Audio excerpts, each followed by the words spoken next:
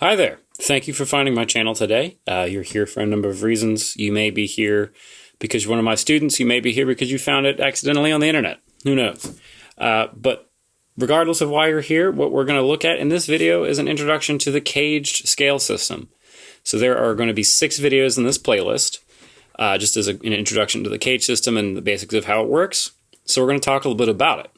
The CAGED scale system, otherwise known as C, A, G, E, and D, is a scale system that we use on the guitar to move around the entire instrument. And not only is it a scale system, but is also a chord system. We'll cover chords in the last video on this one, but the most important thing to understand is how the scales work. One of the most confusing things about the CAGED scale system is that the scales are all named a letter.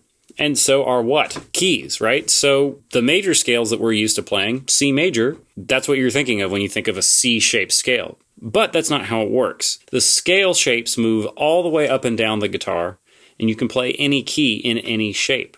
All 12 keys work in all of the shapes. One of the most common things that you'll see if you audition for certain universities that teach the CAGED system is they ask you to play a given collection of major scales. They'll just pick arbitrary ones, G and C, in all 5 shapes. Some systems refer to the CAGED system, instead of letters, they refer to them with numbers, which is a little different, but sort of still the same at the end of the day. So what we're going to do is we're going to start looking through the ones that we have, all 5, C, A, G, E, and D, and how to play them.